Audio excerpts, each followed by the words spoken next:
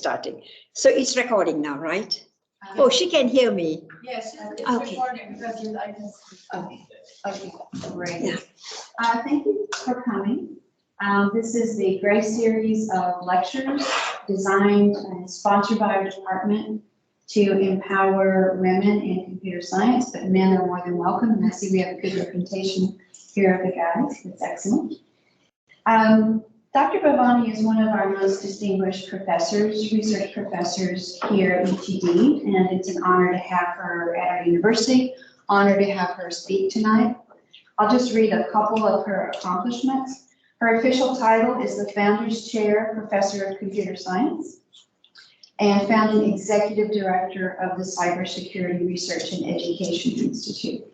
She's been elected fellow to many prestigious computer science institutions, including ACM, IEEE, AAAS, and the NAI, National Academy of Inventors. So I could read for 10 more minutes on her accomplishments. And what is remarkable to me about Bhavani's career is how she has never stopped learning. She has started in one field, another field catches her eye, she jumps all in and becomes an expert there, and this pattern repeats and repeats. So she has a lot to offer us today, and I think we're going to hear her. Thank you so much, Dr. Karen, and everyone else, the members of the team, for inviting me to giving me the opportunity to give this Grace lecture. And so actually, this is the third time I've given this lecture. I was the inaugural speaker in 2015, April. And so, right, so that was 2015. I talked about my story, right? How I went from academia to, how I went from commercial industry to federal research lab to government and then to academia. So then, the team, Karen and others, invited me again in fall, actually 2020. I didn't believe, I thought it was 2021. So fall to September 2020. And there I talked about mostly the role of mentoring, right? So that was, these lectures are very useful for me because once I give this Grace lecture, then I go on to give these talks at several venues. And the role of mentoring really helped me because in November of 2020, based on that, I talked at iMentor. I gave this keynote and then a very high profile keynote at the IEEE Data Engineering. It's a highly technical conference, but they gave me a plenary platform to talk about the role of mentoring and why women should pursue careers at that time in data science. That was a data science conference. And what was good about that is that IEEE Computer Society wanted me to write an article based on that lecture. So that was really, I was really honored about that. And then hopefully this lecture, I will tell you how I was inspired to give this lecture. And I'm glad more and more people are joining. And so very inspired, and I'll give, my students really inspired me. And hopefully I'll have an opportunity to give this talk at a variety of other events. And so again, thank you very much for attending. And so what I'm going to do is share my screen and also thank Michelle Posamantia for recording this. So I don't know what we will do. Here she comes. I don't know what we will do without Michelle because she's been just amazing. Okay, so everyone, hopefully my live captions. Okay, so by the way, this is being recorded, okay? Okay, so my talk is top 15 reasons for doing a PhD in computer science. And the slides are a little bit crowded. I would have liked to have sort of made it more sparse. But the thing is, I was trying to prepare, I wanted to add a lot of information into this presentation, and also somebody else can review it right later on. So they will at least have the words in case they can't understand maybe the way I speak, my accent or whatever, at least they'll have the charts, the slides. So that was also my main purpose. Okay, so the reasons for this presentation. Okay, so first I'm going to, before I get into the reasons, for y'all to understand, see, we are all sort of we are all subject, okay, so what our thoughts and views is being influenced by our background, right?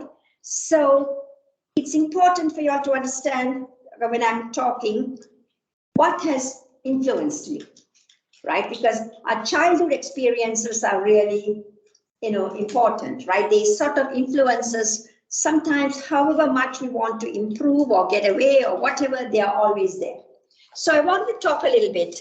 I'm of Sri Lankan Tamil origin because Sri Lanka is a small island south of India, and they've got the majority race is Sinhalese and the minority is Tamil, and there are probably like over 60 million Tamils in South India, right? So, and I got married when I was 20 in 1975. It was an arranged marriage, and I was finishing my just about finishing my bachelor's degree, BSc in mathematics and physics. Sri Lanka used to be called Ceylon. And then my husband, also of Tamil origin, he was finishing his PhD at University of Cambridge. And so the reason I got married that young was my father had passed away 4 years prior when I was 16. So when that happens, right, there's a lot of pressure to get the daughters married. And so my mother's brother, I wanted to come to the US to do my graduate work because I had my older sister here. But my mother's brother said no, my mother's two brothers said, no, you've got to get her married and not send her without getting married. And so, and then my mother's brother, the older brother, arranged this marriage for me, although I had a choice. So it was not really that I was forced into marriage, I had a choice. And so we moved to the University of Bristol because my husband got a position there. And soon after my graduate, so then I started my graduate education in the UK. And then we moved to the US in 1980, right? Better opportunities as soon as I finished my PhD. So we moved to New Mexico because my husband was got a position as research scientist at the Petroleum Recovery Research Center. And so I was very surprised. We went to the initial interview with the department in computer science, and he offered me at the end of the day, they offered, it was the afternoon actually. At the end of the afternoon, they offered me a tenure track assistant professor position.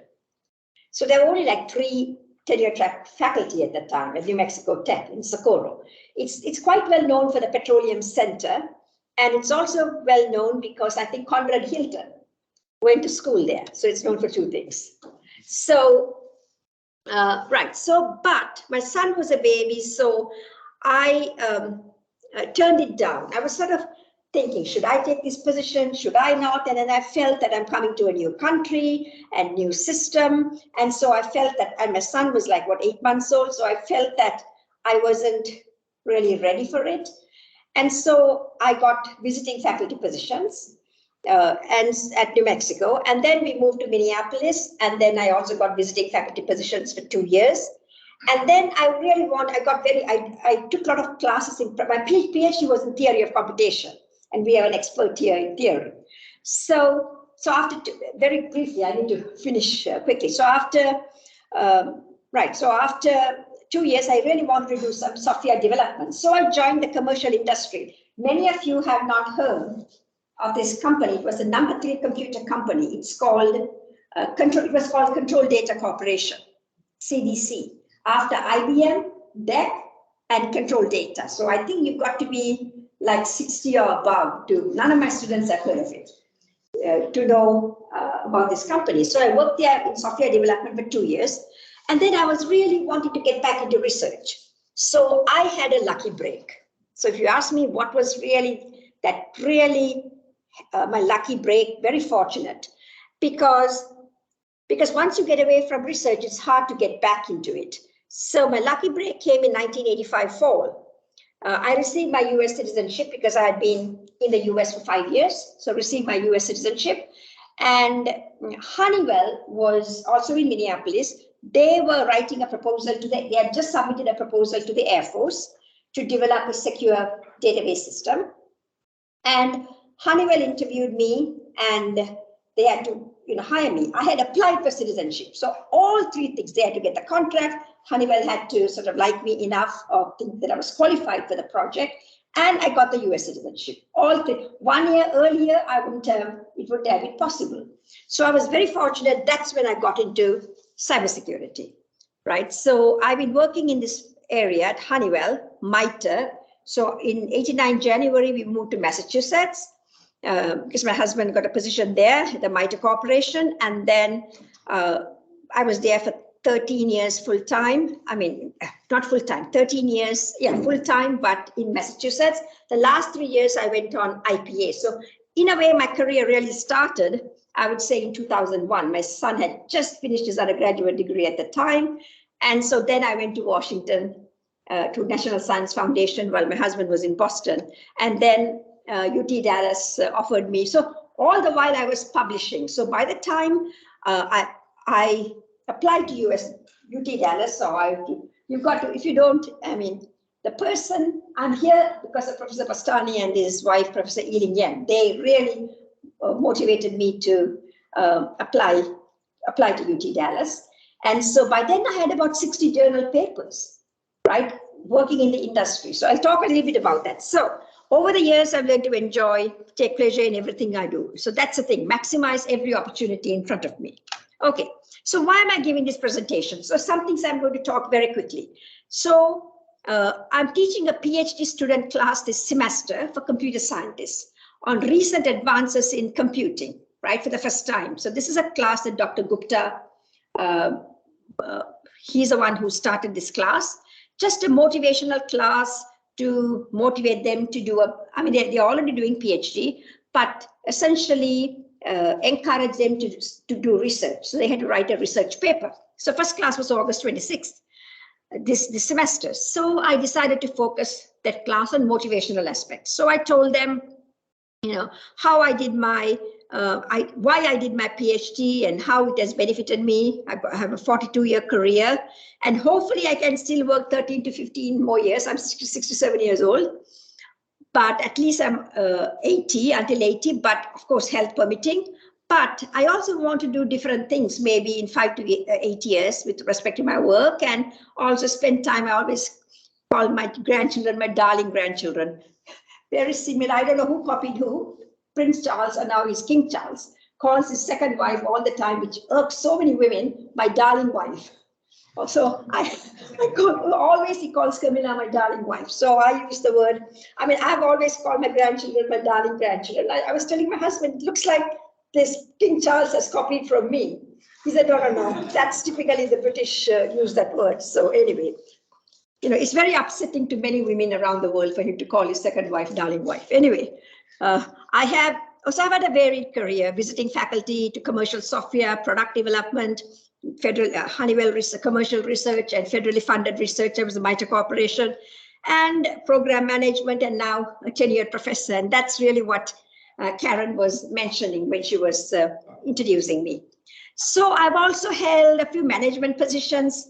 I was quite good at it at MITRE. I was a department head, which is a bit different, but I didn't enjoy it because I was, you know, beginning to sort of not really envy, but I wish I could do the work like the people in my department were doing. I had 28 people in my department.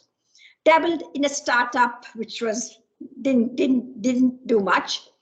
But because I have a PhD, I was able to do a lot of these things. Still have some options. Should I decide to retire, then, you know, more varied activities. I would like to maybe join a think tank or the US government.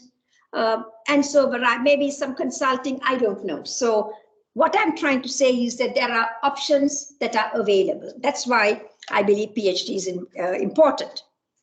Okay, so why am I giving this presentation? I did not follow the traditional sort of career path, right? You get your PhD, you go into academia, or you go into industry, have a 30-year career in industry, or a career in academia, like 40, 50 years.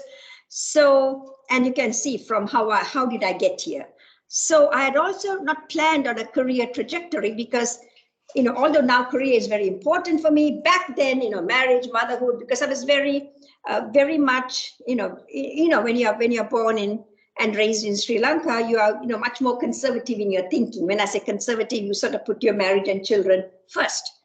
So, however, I always felt that I must do my MS and PhD. So I was very fortunate that my husband gave me the opportunity to do that, because I felt that if I didn't at that time, I wouldn't do it. So putting my non-traditional career together, it was tough in the beginning, but then it sort of all came together almost 25 years afterwards, right? And it's still evolving. That's the important thing. It's not effortless, and it's hard work and takes planning, setting your priorities, and then there are the day-to-day challenges in life, right? Things don't go smoothly. And over the last 2 weeks, I had some very sort of sad news, my extended family. So it's, nothing is, life is not smooth. So anyway, during the class, August 26, I mentioned to the students how the PhD has benefited, and I asked them the reasons. And we all of us more or less had similar views. Intellectual challenge, everyone said intellectual challenge, job opportunities. And of course, we cannot forget about financial rewards, right? It gives you, some financial resources because that's sort of important in life too, right? We are not martyrs or saints, right? We are human beings. And I learned a lot from my students. While we all come from very different backgrounds, right? Ethnically, we are sort of diverse in the class, men and women. And in my case, a different era, right? I'm sort of a generation ahead of them, or maybe more than a generation, because they are like, 25? And so we are looking at, some about 1.5 generations ahead of them. And so, but still we all more or less have the same goal, and that is to be intellectually challenged. So what did I do? Soon after I finished my class that day, I went to my second class. So Fridays, I'm very busy. I teach from 1 to 7, right? With about a 30-minute break, because the students go to the mixer, and then a 15-minute break, so I go to my other class. That was a master's class, Big Data Security and Privacy, 80 plus students. So I had another reason. I wanted to talk to them. Okay, my goal was to motivate them to do a PhD. I had sort of 2 reasons. One, I genuinely wanted them to do PhD, and I also want us to get more PhD students. So one of the things that we do, our department, and says, we really need more PhD students. So I thought I'll sort of give this, I didn't give this talk, but motivate them. And hopefully many of them will say, yes, I want to do a PhD. But so after the discussions, so I had another reason. I really want to recruit. So I thought if I can get 1 student, then it'll be great, right? At least it'll be a positive development. So after the discussions, both the PhD and MS students, and hearing their views, I wrote a motivational article. Then I got this opportunity to give this grace lecture. I will talk later about what these students said, what the master's students, I'll talk about it later.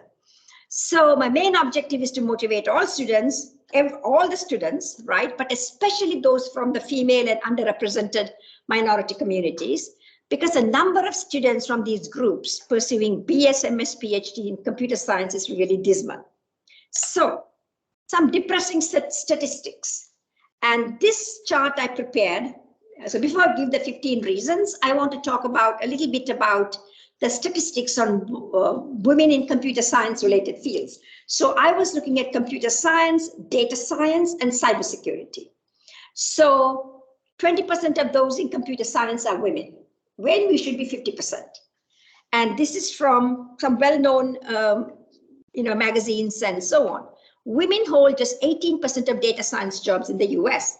And the problem is worse in lower income countries where women are less likely to have access to science, technology, and STEM.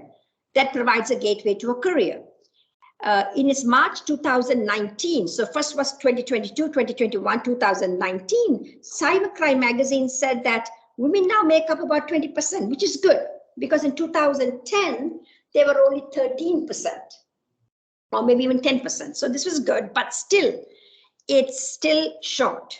It's not 50%. So the numbers are not good. And when I say women, I also include the underrepresented minority communities, women and underrepresented. So underrepresented minority communities are African American, Latino, Hispanic Americans, and Native Americans, and possibly LGBTQ communities. So these are the underrepresented communities.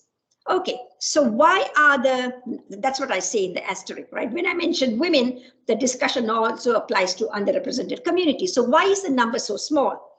It starts at the very beginning and continues throughout a woman's life. early years, right, many families, male children are given preferences because in the culture where I come from, because in my family, we are all girls. But if there are boys, then boys would be given more resources, right? Because they say, oh, we can marry off the girls, but the boys, they have to provide, for the families. So marriage is still considered, so in many cultures, women are not encouraged, and marriage is still considered a high priority. And I'm even talking to my students, my PhD students, some of them said that, marriage was important for their parents, right? So during my time, education and other accomplishments were considered to be important for a woman. Why? To get an eligible husband. If she can play the piano, if she has a college degree, then the chances of her getting a husband who is, well-to-do financially, it increases. Why? I don't know. It's still common in many cultures. I thought maybe influenced by 18th century England, we read all these novels like Jane Austen, Pride and Prejudice, but I'm not so sure. This is just my take. Women are already behind when they start their careers, and the gap between men and women often widens in the workplace. More importantly, women do not have role models, and especially mentors, right? In the meantime, woman's job continues to be the caregiver of the children, aging parents, and even grandchildren, right? So like, for instance, today, just before I came, I had a meeting. My son calls, oh, aren't you coming on the 12th morning? Because, he and his wife have to go out for a function and for me to babysit the children to New York. So I forgot about it. I said, okay, I'll come. So November 12th, and I'm coming back on November 14th evening. So, right. So, they don't ask my husband, right? Of course, my husband is 8 years older, so it's harder for him than myself traveling and so on. So that's the thing. So when they have, outings and so on, I go for babysitting. But all is not lost. The future could not be brighter. Why? Women, I think, have a lot of empathy, right? More empathy than men. Sorry, this is my niece. I don't know. Right. So sorry about that. Okay. So women are not only achieving, right. So they've got more empathy over the centuries, compassionate. So they're in a strong position to thrive, because remember, it's not just technical brilliance. You've got to have a human touch, human understanding, right? That is important. So, and we are finding it more and more, because it's almost like about 50 years ago, you could get away. Men could get away by not having empathy. But now I think people are looking at more than just performance. So women are not only achieving highest levels of education, they're also excelling. Numerous programs from K through 12, girls who code, women in cybersecurity. However, a majority of women are not enjoying the benefits of having successful careers. And I look at computer science and data science. Why? Because some say data science is part of computer science, but in many universities now they've got a computer science department and a data science department. So I'm separating the two. This is partly due to the lack of role models, mentorship, and so on, right? And for men, they are mentored early on in their careers, introduced to the right people, given the right projects, so that they can thrive in their careers. Women still have a long way to go. In the federal lab where I was, they were very good to me and encouraged me and so on, but I did not, and in my mentoring, I talk about it, I did not understand really the culture of that environment. Whether it's academia or industry, you need to understand the culture. And no one teaches us the culture, but I could see that for some men, especially the Caucasian men, I would see that they have got the mentors, they will be talking to them, mentoring them about the culture, what you should do, what you should not do. But those opportunities are not there for us, right? And so while women have come a long way, a lot more to be done. So this chart is important, this slide.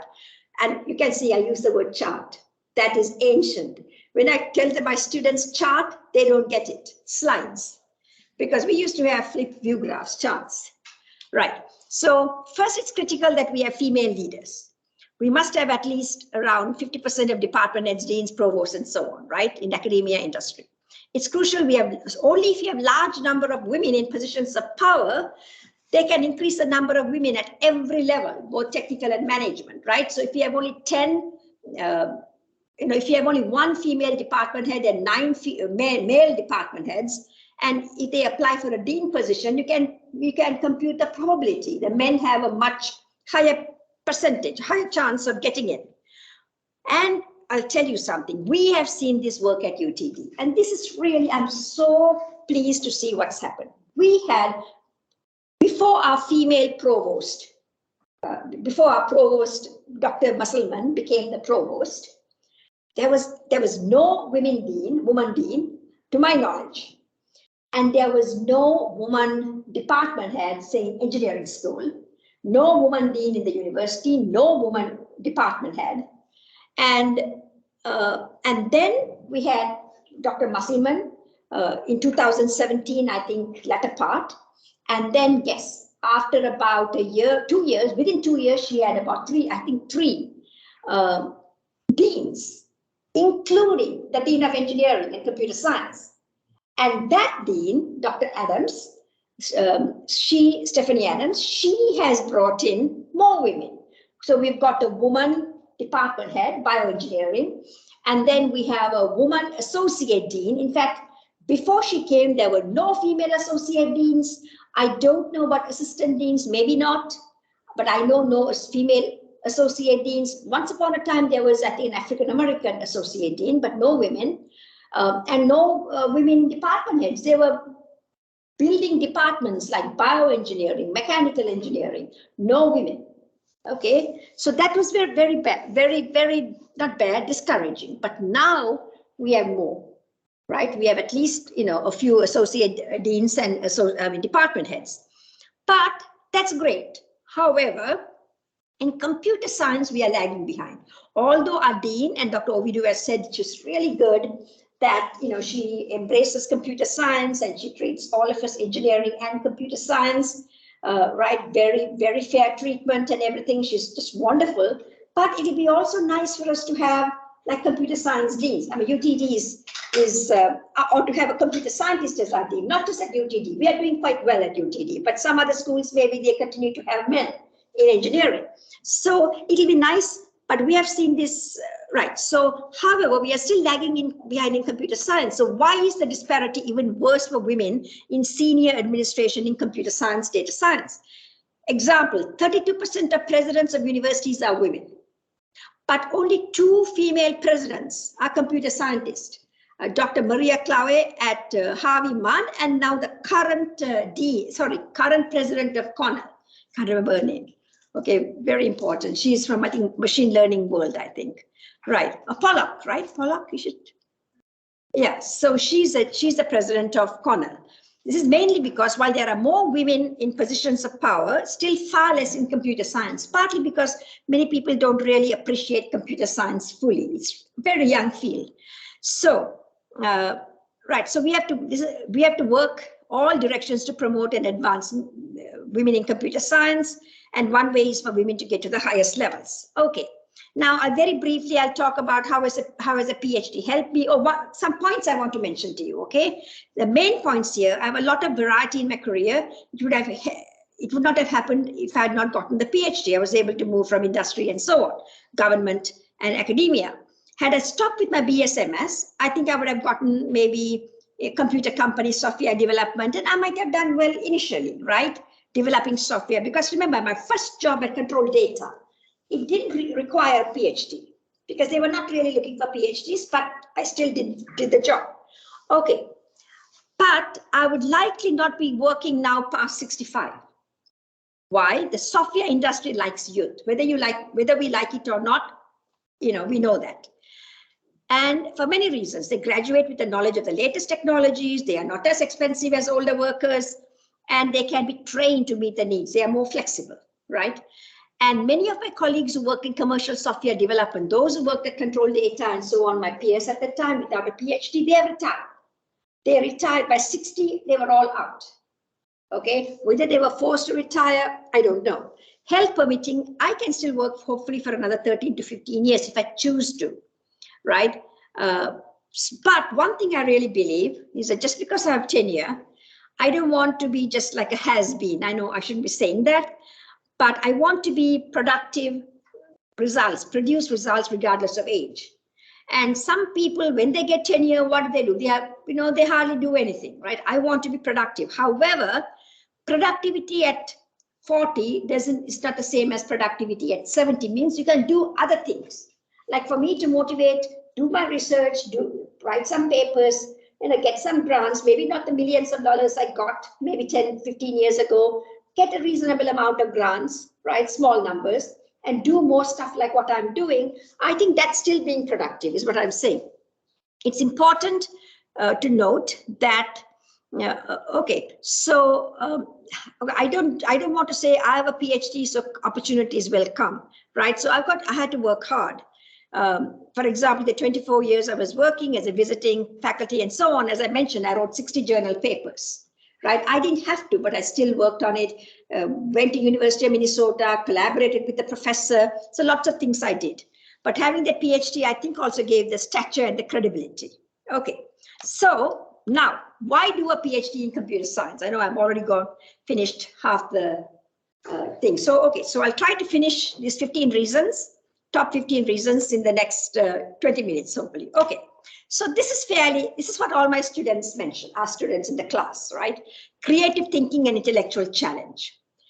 A PhD makes a person think about research problems, regardless of whether it's computer science or any other area. So I'm not saying this is just only for computer science, but there are many reasons specific to computer science. Combined with these makes it very, very almost a must, but very desirable to have a PhD in computer science.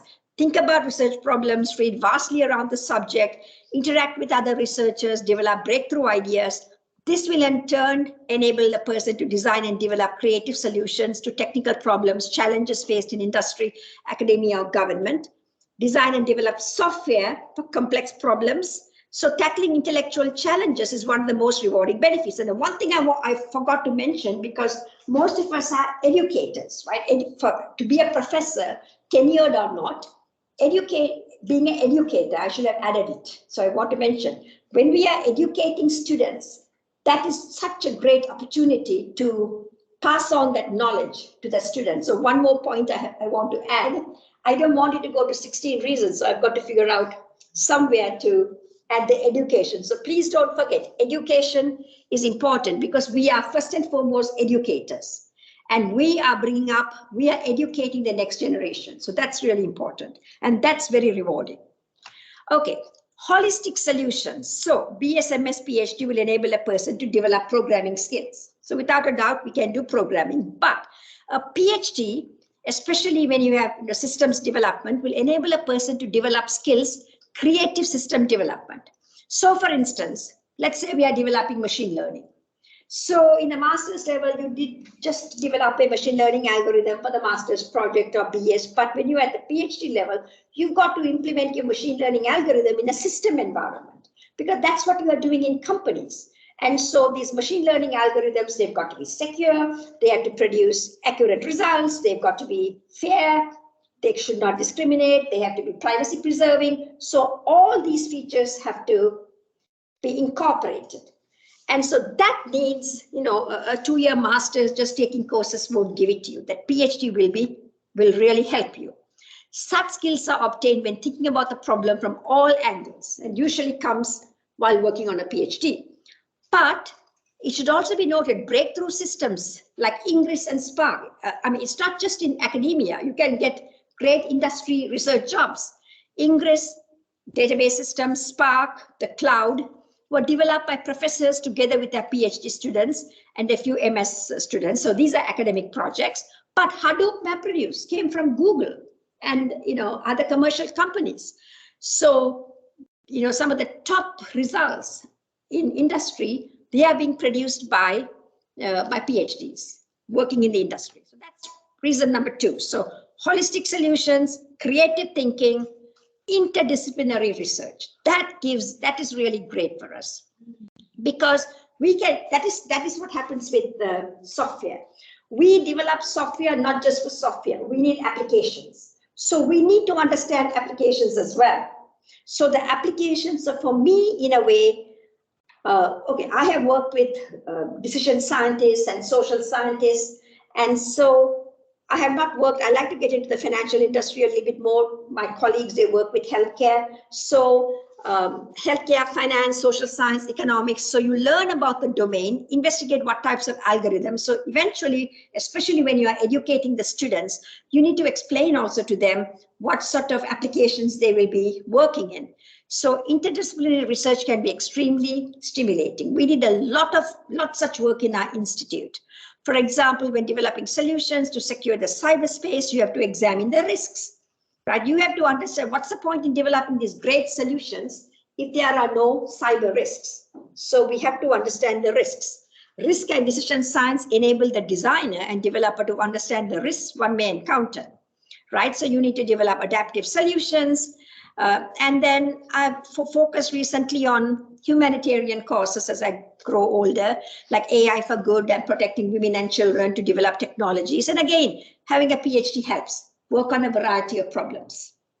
Okay, multiple options and job opportunities. This is something, the options available to a PhD, I would say, are numerous. Okay, this includes high paying, high demand jobs, industry, both software development and research, academia. And I'm telling you, if you want to get federal research jobs like MITRE, RAND, Aerospace Corporation, MIT Lincoln Lab, they would want you to have a PhD, because there are like at least 50–60% of the researchers there have PhDs.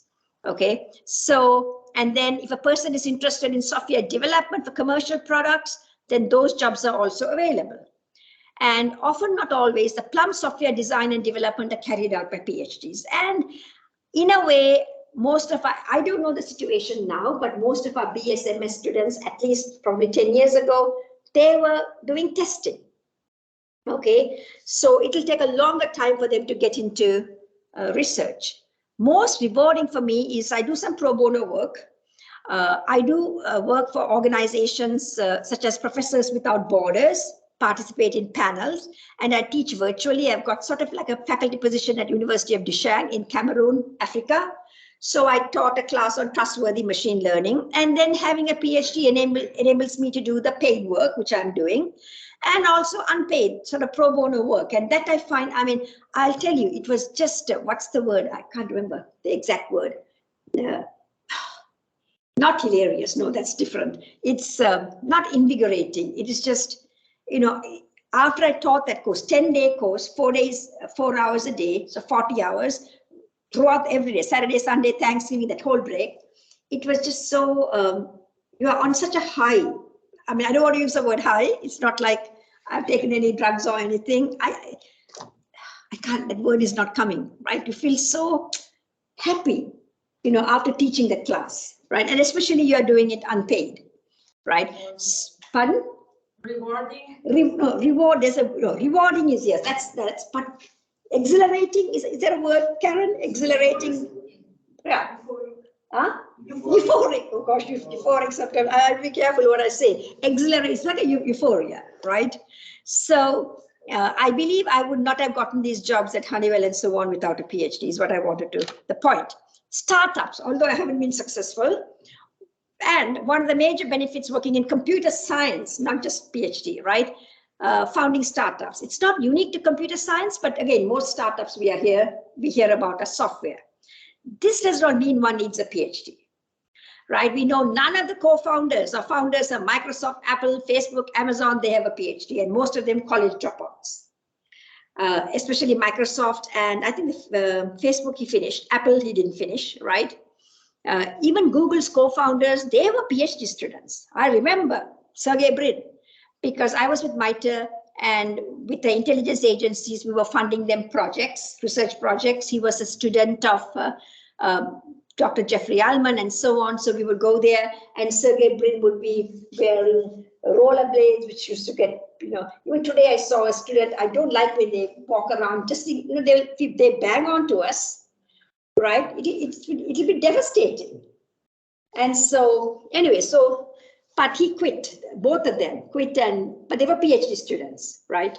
So, right, but nevertheless, one usually needs a PhD if you want to go the SPIR, STTR route. They would prefer for you to have a PhD.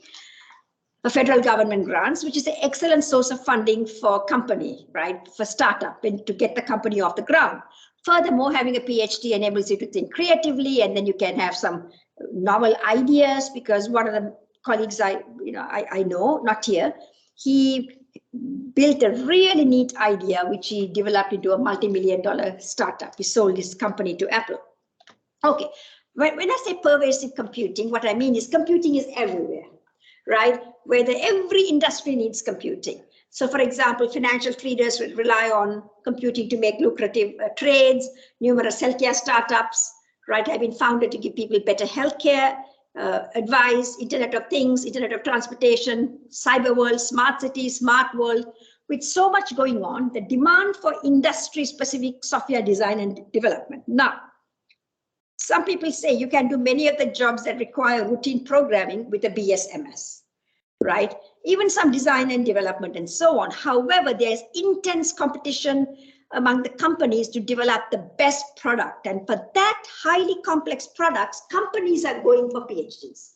Even Facebook and Amazon and Google, these companies are hiring PhDs to come and develop those highly complex, they want a competitive edge, right? So one of our former colleagues, right, she had a two-body problem, Professor Yang Liu, she's now working at Amazon and she's doing actually quite well. Okay, so that's number 6. 7, of course, the financial rewards. A PhD usually takes 3 more years, right, in addition to an MS. Almost all the students for PhD are usually cut. Okay, when you do a PhD, you're covered by grants, either TA or RA. Now, I am saying 250 to 300. These are the numbers students are telling me. I have not seen offer packages myself, so I want to qualify that. And the master's student, they are saying between 150 and 200. These are mainly industry jobs. I mean, not in academia. You can't get a PhD and go and get, tenure track or faculty of instruction. It's much lower. Even tenure track assistant professor is around probably 115, 120. So we are talking about industry with startup packages, not startup, what's that, bonus and a sign-in bonus and stock options, everything together. So we've got to be careful when we look at these numbers. At least this is what I've heard from students. I have not reviewed their offer letters. Like one student was several years ago, 5 years or 6 years ago at LinkedIn, he was paid 250, everything together.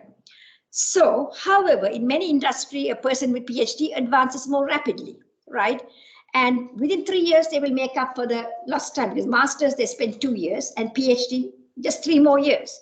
After 10 years, a PhD would likely earn a lot more than that of an MS. For example, most PhDs expect to make, okay, this is true, in 7-figure, again, I haven't seen the offer packages, but this is what I'm hearing. Reading, I actually read about this.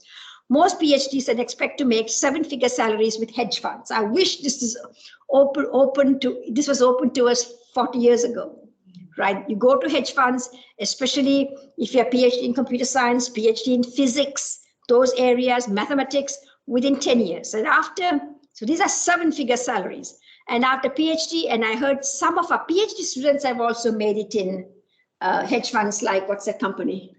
The famous, not 2 Sigma, everyone talks about that famous hedge fund company. Okay, but to my knowledge, this has not been the case in general for MS students. In the financial industry, they can earn very well, and they get financial software development, get into senior management, but they have to do really big things. Otherwise, they can have a steady job. Okay, so again, hedge funds look for PhDs. Okay, so that's important to note. Job security, right? There's near 100% job security. Industry jobs favor youth, I said. As one gets older, job prospects and advance are slim, because the younger developers often have more, up-to-date skills. So I mentioned that earlier. There's also a tendency, once you get old, when you go up, rise up, they will get rid of you and get a younger person. I know one of my former colleagues, he really made it big, at Honeywell. And then by the time he was 60, he was out. Now, I don't know whether it was age discrimination or what, no idea. But why at 60, he was out and replaced. You see, so that's what I'm thinking. Furthermore, respected, okay, so with the PhD, one has the option of academic tenure professor, at least a professor of practice, faculty of instruction, professors of instruction. Furthermore, respected jobs in federal labs and the government are also available to those with PhDs. So here you don't have to be a tenured professor. Many of our faculty of instruction, they can go to federal labs and so on and get very good jobs with the PhDs. Okay, so when you are 25, you don't think about what happens when you are 65. It's so far away, 40 years, right? But now when you are 65, 67, for me, 77 is like round the corner. You know, it's much more real. But when you are 25, you don't. When you are even 45, you don't. And so some of my students say, my master's students, that, oh, they are 25, around 25, and they can do the work, and they'll be at 65, they will have experience, so people will hire them. But however, I know many 55-year-olds, forget about even 65, they are struggling. And as I said, many of the 60-year-olds in industry are no longer there, right? And at that time, they will say, if only I had done my PhD. And when they seek my advice, I say it's not too late. But of course, if they have wife and children or husband and children or whatever they have to support, it's harder. One of my colleagues mentioned to me recently that he has never heard anyone say, I wish I had not done my PhD. Because if you don't have a PhD, you can't apply for a PhD job. But if you have a PhD, you can apply for a master's job. And you don't even have to mention you have a PhD, although I don't like to do that. So, right, so I'm so thankful I did my PhD, right? And I really look forward to every day.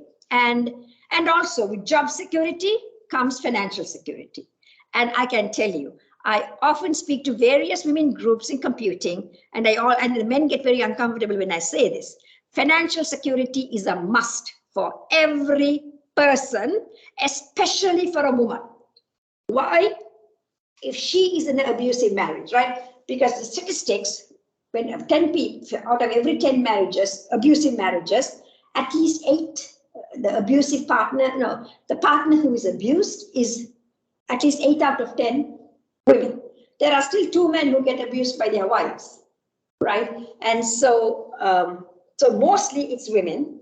And so if you're in an abusive marriage, right, you can walk out. Although, you don't know because you have an abusive partner who might come after you, but again, you have to walk out. And many women stay, I read a lot, many women stay in abusive marriages because they have no way out. Right. So consulting and lecture circuit, there are some other opportunities because of number of opportunities in computer science. One could make a career out of consulting, contract work. All the contract work does not have, pay the benefits, but it's still good. Consulting included expert witness cases. So most professors do that. And some professors, unfortunately not me, they make even up to $1,000 an hour. It doesn't have to be MIT professor. I know of another professor who is at a university in the East Coast, very similar to UT Dallas. He says his consulting fees are about $1,000 for patent infringement. So while one does not need a PhD for many consulting, and people usually desirable to have PhDs, right? One could also increase earnings by giving lectures, keynote addresses, and so on. If you're very good in what you are doing, then people will come after you. And that any one of us can do. Combining career with family. Again, I would say there's no job better than a professor, especially, when my niece is calling, especially a tenured professor to raise a family, right? And, so when my son was growing up, I was not in a tenured faculty position, right? So it was a little harder for us. But then if you're a tenured professor, I'm not saying just forget about everything and go and take care of your children, but you have that flexibility is what I'm saying. So yeah, I had to be at work, but fortunately my husband was in academia, so he had more flexibility, but I couldn't spend as much time. Your hours are flexible. You have to show up at work to teach. It does not mean only work 10 hours a week. Every professor is required to work at least 40, and many of us work 60 hours. So we can give a lot of attention to our children, right? In an industry job, it doesn't matter, BSMS or PhD, you have to show up at work. However, with a pandemic, we have had more flexibility. But companies are requesting employees to come back to work. And that's where many people are saying, no, we are not coming back to work, right? So there is this there's this issue. That's because people have been so comfortable. I read an article yesterday, one woman, 9 o'clock meeting, she wakes up at 1, sets her alarm for 8:59. And then she goes to the 9 o'clock meeting. I'm sure she turns off all the cameras, so nobody has to see her, right? Hair all uncombed and so on. So anyway, so number 10, some people say with 11, right? Yeah, you're overqualified with a PhD. I'm saying no. Why? Some say with a PhD, one may be considered overqualified. It's no longer the case.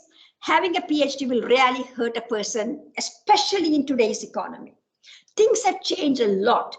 40 years ago, when I went into the industry, people were not as, many development jobs, they were accepting master's level people. But now, as I said, the complex jobs are going to PhDs. And that is, a PhD can usually do a MS job, right? I did early on in my career, control data. And many of my colleagues had just BS and MS, and just a handful at PhDs. But without a PhD, you won't be hired for PhD level jobs. Honeywell job, they required a PhD. And the MITRE job, they required a PhD, NSF and UT Dallas. Okay. So also you need not volunteer the information if you don't have a PhD. I mean, if you do have you can't lie, of course. If you have a PhD, you don't need to volunteer, but I'd rather not do that. But if you don't have a PhD, you can't say you have one, right? So getting the PhD will likely give you the tremendous advantage at some point. Okay, so having a fulfilling productive time, very briefly, when I was doing my PhD, and I see my students doing their PhD, and many of them say that they really enjoy. Of course, it's hard, right? Trying to get your research organized. Sometimes for days or month, you can't produce anything, then it comes. So it's really, cherish this time, right? You're working with your advisor, publishing papers and talking to students. So I tell my students to cherish this time. So having a fulfilling and productive time while doing your PhD. Of course, happiness to parents, right? By the time students starts a PhD, usually 22, 23, 24, parents of the students have worked hard to put the student through college and so on. And I'm saying doing a PhD brings so much happiness to the parents, right? So I've seen the joy in their eyes. Recently, my student graduated with the PhD and the parents were just so, beaming. They were so happy. And these are American parents. Another of my female PhD students, she graduated some 9 years ago. Her father is a medical doctor, and she has 2 older sisters, also medical doctors. Father came from the graduation, and they are from Bangladesh. And so he told us that the daughter getting the PhD, hearing that news that she had passed everything, that was the happiest day in his life. Even though he's a medical doctor, he was so happy the daughter got the PhD. While we can't live for our parents, right? We have our own lives, but why don't we give them some happiness? That's 13. 14, of course, you're called a doctor, and then you can be a role model. These are sort of a little trivial reason, but still a PhD one calls a doctor. By the way, a PhD is the real doctor. In Latin, philosophy, a doctor, in the Merriam-Webster dictionary states doctor comes from the Latin word for teacher. I don't know why the medical doctors chose the word doctor and they refuse to call us doctors, the PhDs. I don't know whether they have a complex, right? They refuse to call us doctors. And I don't know. I don't know why I've got several medical doctors in my family. My husband, when we are coming from South Asia, medical doctor is like the end of what's that, be an end all or whatever, right? But PhD is a real doctor. So my husband always makes it a point to say that he is the real doctor when when a medical doctor doesn't call him doctor. Look, I am the real doctor, not y'all. Y'all are physicians, not doctors. I don't say that, by the way, So the word doctor comes a lot of respect, boost to the ego. While one should not be affected by such things, but it's also feeling good, right? More importantly, we can be also role models to our children, our family, and so on. Okay. Now, the last reason, I've got 3 full charts on that, very briefly. That priceless, highly coveted green card. Okay? For those of us born outside US, getting that priceless green card is the most important event. That's priceless. Okay? I remember back in spring 1980, how thrilled I was when we got the green card. I now see joy in the eyes of my students when they get the green card. All of them get it when they are the last year of their PhD, if they have enough publications, or first year, like in their postdoc, right? Because they can come under this EB1 category. So I've written many letters for those in other universities because you've got to be arm's length, right? You can't write letters for people in your university. And my colleagues have written letters for people in my students. And so for this category, a PhD alone is not sufficient. I think it's like EB1. They should have published papers in top tier venues and some citations. They are not expecting millions of, hundreds, 10,000 citations, maybe 500 citations is good. Some best paper awards. And I'm saying all my PhD students, they have gotten out after PhD or while doing the PhD, they have gotten within 1 year of applying, they have gotten their green cards. Unfortunately, this is not the case for master's students. And so I talked to my master's class, I talked to them. Most of the MS and CS, they're from India. And I believe most of our PhD in CS are from countries like China, maybe a few others like from Iran, PhDs. But when the MS and CS students graduate, the various companies hire them, right? As there is so much demand for the programming skills. So they hire them on H-1B visa. Most of them get their H-1B, and this is for 3 years. This is what I was told recently, and can be renewed for another 3 years. At the end of the 6 years, the companies apply for a green card for them, right? Then they can get their H-1B renewed indefinitely until they get their green card. Okay, so indefinitely you keep renewing. But here is a twist. I'm hearing if these students are from India, guess how long it takes for that green card? 30 years. If you apply at 28, you are 58 by the time you get the green card, right? And by the time, if I get longer and longer and longer, wait. So I was shocked when I heard this from the MS students last month. I took around 20 minutes out of my big data security and privacy class, right? 80 plus students and all of them doing their MS and CS was explained, and I was explaining the benefits of PhD. So I asked him, why would you want to wait 30 years for a green card? Would you not be anxious? One student said, it has worked for others, so you live with it. Eventually it will come, right? But I asked, what if the US government changes its policy and say no more green cards, right? But that's why we need, if you have more US citizens, right, who are qualifying, then I think this policy might be changed. But for one thing, we need more US, students to get PhDs, US citizens. That's another separate topic. But then these students had no answer. And I'm fortunate in the sense that if there had been enough US citizens with PhDs, faculty physicians, then, I wouldn't be here and some others wouldn't be here as well. But in any case, I asked them, right? They had no answer. To me, it's unimaginable. Just imagine, right? I'm on H-1B, say I have a 12-year-old son, 12-year-old child or whatever, and the government says no more H-1B. And then where do I go? I don't have any place to go. And because I can't go back to Sri Lanka, I'm a minority community, and there was a lot of persecution for how many years? From 1980, ever since the independence, 1948, but especially 1983, now things are okay. You never know. We had to get more points to get into college than the majority race. So a lot of issues. I then added, would it not be great if you do a PhD and get that green card within a year? So at the end of my short motivational talk, I asked my students, how many of you would at least consider doing a PhD? Remember, 80 students, and they all showed up for the first day. They don't show up after that. I should take attendance. I believe around 7 students raised their hands. So I was a little disappointed, but I look at the positives. So to me, 7 is better than 0. I really hope more of our MS students and of course BS will think about doing their PhD. I would have thought the green card situation would be enough, right, for them to do the PhD and take it very seriously. But I do understand their family financial pressures, right? Especially in the South Asia. I don't know what other cultures they would like the children to get jobs and start sending them money. And so all they have to do is wait for 3 more years. They don't have to mortgage their homes to come here, right? There are grants, so all 5 years things will be covered.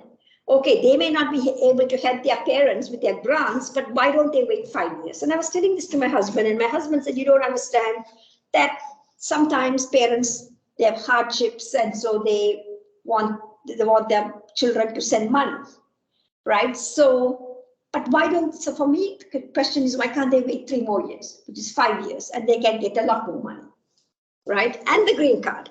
So I don't know, maybe I shouldn't comment because fortunately for me, I was the youngest in the family, so I didn't have sort of financial pressures, to send money to my father was not living, send money to my mother. So that pressure, not that my mother was wealthy, she had a small pension, but she was living with her daughters and, going from one house to the other. And so there was no need, right? So I was in a way fortunate. I would have thought that, okay, so green card situation alone would be enough, but I do understand the family pressures. Okay, so, right. Then some two more charts. So summary of my presentation. So time-wise, okay, just about right. I've given the 15 reasons. Of course, I want to add education. With a PhD, you can become an educator, tenured faculty, tenure track, faculty of instruction, faculty of professors of practice, clinical professors. You are getting in touch with, you are educating the students. And that is the #1 thing, right, with a PhD, right? And so educating the next generation, that is so rewarding. So I've given, so that one point I want to add, and I really want to stress that.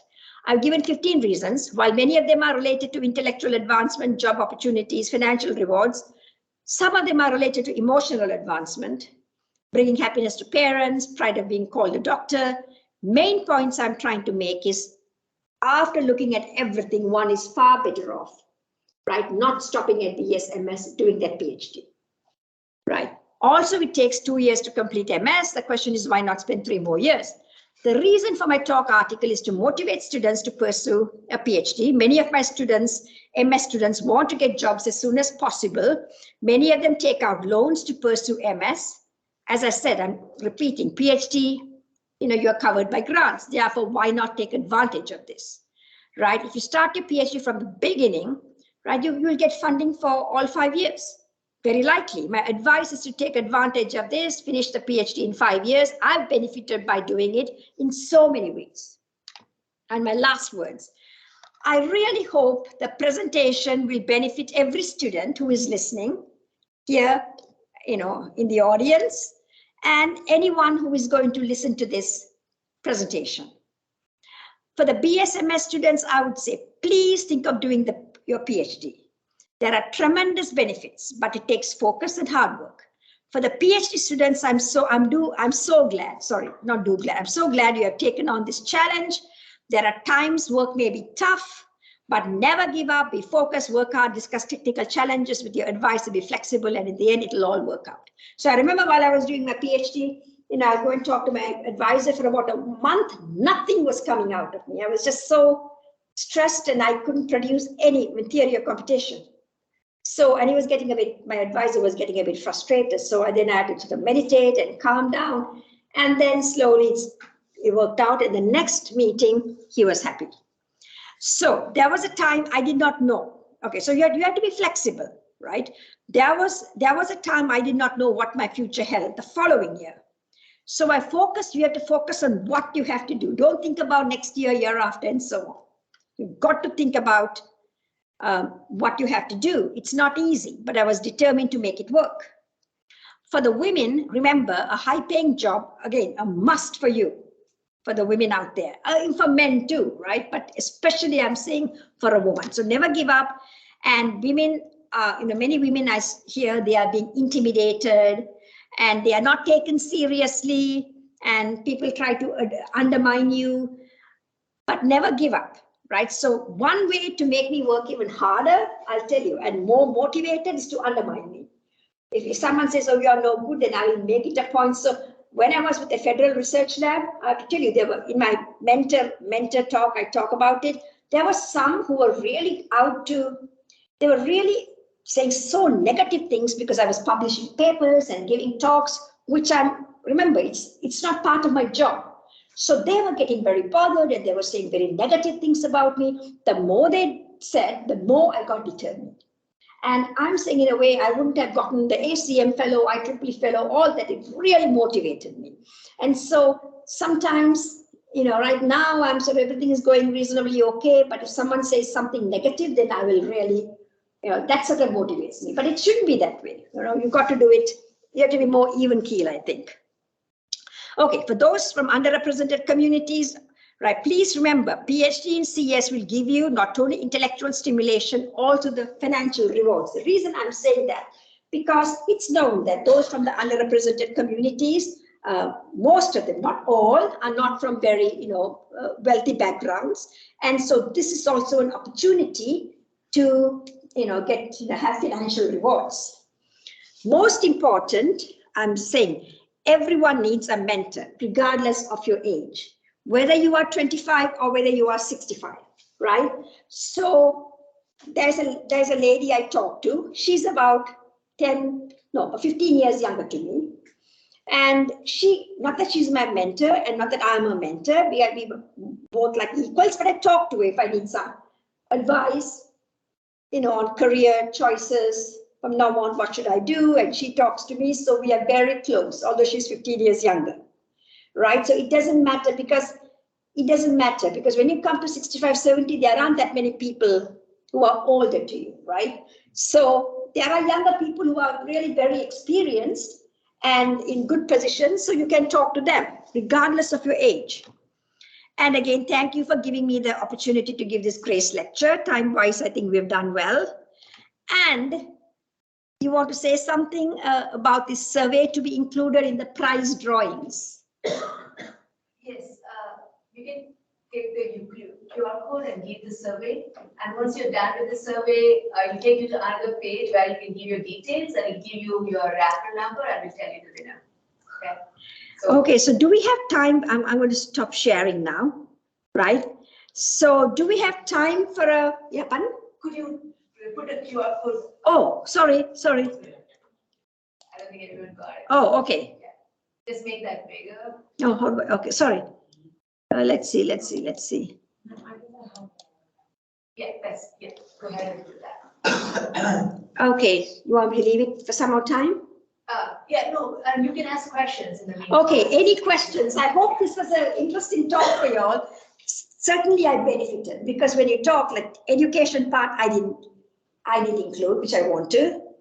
And any other comments, I really welcome because I really want to give this at a plenary session for, some women or some, cybersecurity or whatever, some event I'd like to, if there's an opportunity. So any comments, because I said the grace lecture has really.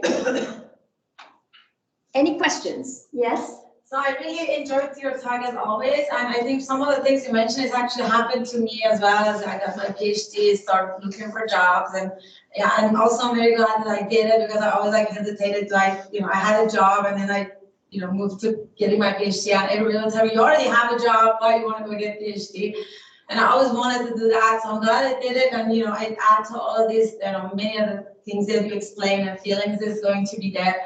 And to the point, I was like, as you were talking, I was thinking how we can have more, PhD students maybe, or, and the fact that you mentioned many people are going to go to job, immediately go to job for many reasons. I was thinking maybe we should have to be partnered with actually industry, as they are working there, we also, helping them to get their PhDs. So I don't know if you ever thought about that or is ever discussed, how we can basically kind of partner with some of these. I think what you have said is, I thought about that earlier, but more recently, I'm very glad you brought it up because when I first joined, I was very much, that's another thing, right? When you are in academia for a long time, and I've been, for me, 18 years now, earlier this month, 18 years. When I first came, I was very much involved with industry, talking to them, but now it's getting less and less. But I think it's important for us to go and give these talks to industry. And so I think this is an excellent point, then where we, women and men together, to go and talk to industry to attract maybe industry students to do PhD. I think Dr. Khan had a few industries, 1 or 2 or 3 industry students. And and in software engineering, they have been also successfully getting industry students. So I don't know whether they are, but that's a very good comment that you made. We need to think about that. These are some things I'm very interested in doing. Yeah, thank you so much. Sure, thank you. Yeah. Any other questions or comments or anything, not just my talk, what do you all feel? Yes? Yeah, so doctor, I think to add one more point, like you said something about the financial stability, right? Yes. Like as a student, you said like, you have to wait for 3 more years before like helping your family. Yes. So I speak this from my personal experience. So at least now at UGD currently, I can still send my parents like about half my money from the grant.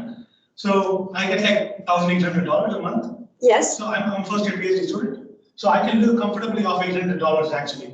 Like I share my room, but I still am living comfortably. I eat good food, I'm healthy, I work out and all that stuff. Yeah. And I still consistently send home like $1,000. Oh my God, And that's that's very like good sign. 82,000 rupees a month. Yes. How many And rupees? the working area. 80,000? No, more than 80,000, right? It's 82,000 as of now.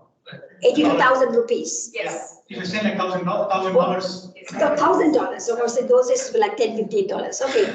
so now it's like 82,000 rupees, right? Yes. So that my parents can like, they're both retired, they don't work, so Yeah. they're still able to like live comfortably out there. Yes. And I even told my elder brother to like stop sending money for a while because I think it's my turn, you know.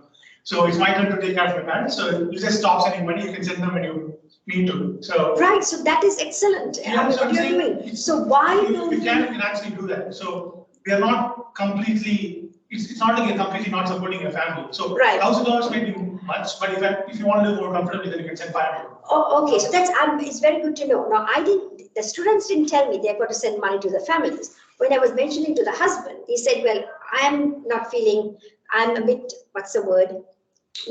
I'm not feeling for these students because they have pressures to send money. But what you are saying is you are sending money too, and they didn't Most get. students don't. Oh, So it's not that I should either, but I can, so I do it. so then why do they want to, if they don't have pressure to send money to parents, then why are they not doing the PhD? So I'm not really sure, but Okay. I can't really talk for them, but again, I don't have the pressure to send it either.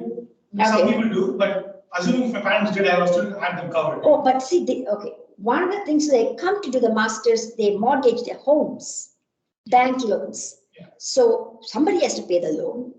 Yeah. And That's what students said, that some students said the parents get bank loans by mortgaging or whatever, what collateral. Their house is the collateral. So then somebody has to pay, right? Yeah, they're actually doing a PhD is more helpful, to be honest. That's the thing, because they don't have to do it. I mean, they don't have to mortgage a house. Yeah. Not And mortgage. the thing is, like, from personal experience, when I ask my friends to like try doing a PhD, it's not the financial thing that bothers them. It's like, they just outright say like, it's too much work. Like, Okay. you know, so they think people who do PhD are like some sort of geniuses, and like they have this false thing that we have like higher IQs than them or something Right. like that. So You maybe know, it's like, we just have to make them know We have to that make them, they the don't have to do thing too is, much hard work. It's just the same thing, but out of every 100 people, right, every 100 people, the way I see, there are 10 who are super geniuses, and I'm definitely not in that category. There are 10 who are really bad, and I'm not in that category. Most of us are in that 80% category.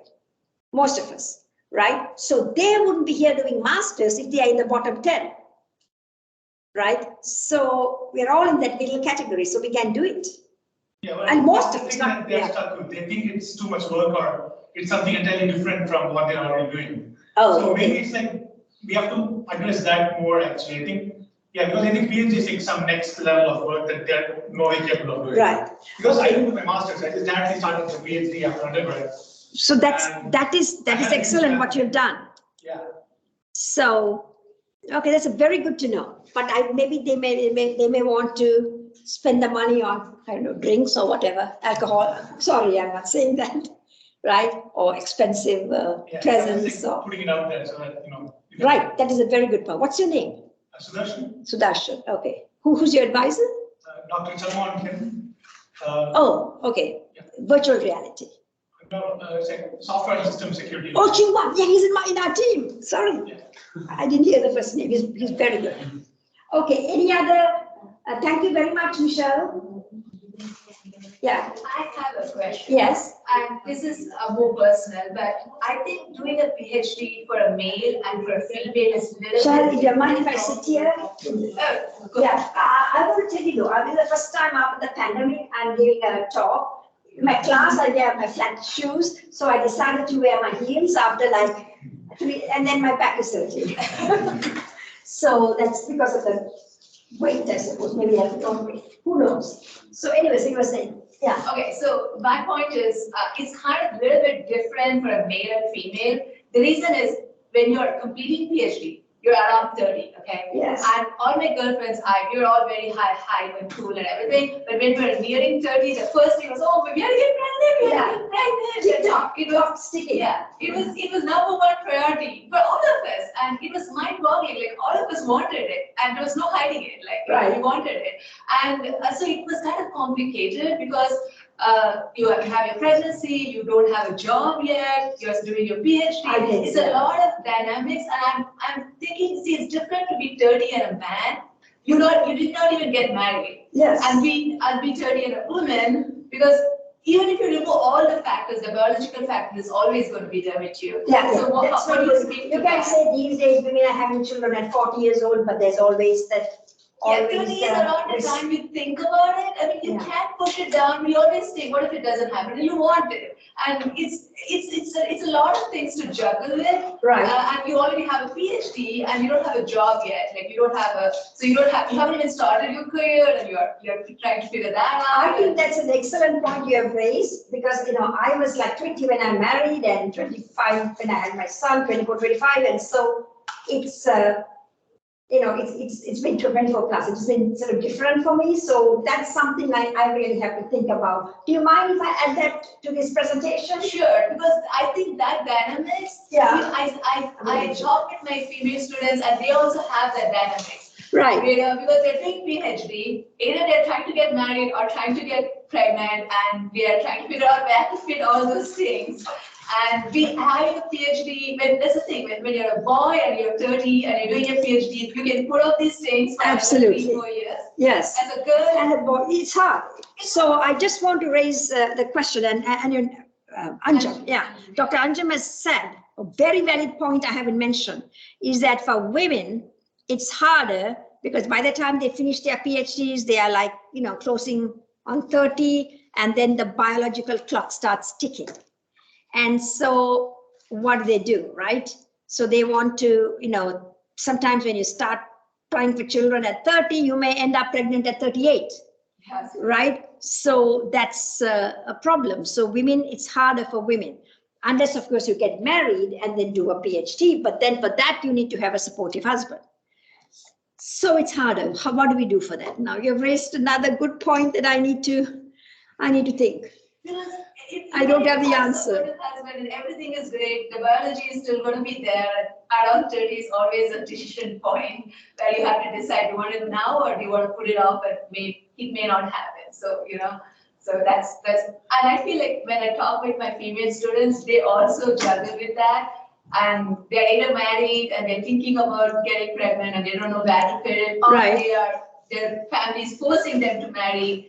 And Yes. They don't know what to do with it. So I had a female student and she had a first baby and then a second baby and then she quit, right? While doing a PhD.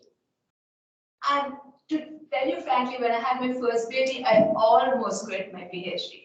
Almost. I'm glad you didn't. I am so glad I didn't. Yeah. And it was just, I think it's just hormonal. I was with my baby and I was It's hard. in heaven. Yes. I didn't want to leave, but my parents and my husband kind of said, no, this will not be enough for you. Go and finish what you started. So, this will not be enough for you, and I'm so glad for that. And parents always say that, but it's very good that you had a supportive husband. He said, you'll go crazy. Yeah, so that is very important, right? Because parents will all say, oh, get that PhD, and they have all these grand plans for us, but it's very important to have a supportive spouse. Yeah, I have 3 kids, he's at home, so. Pardon? I have 3 children. Oh my God, it's wonderful for you, and he's taking care of the children. I he's taking care of children. That's so, good, that's good, Very yeah. I also like to add to that point, when I was doing my last presentation, I was also like throwing up at the same time because I was pregnant or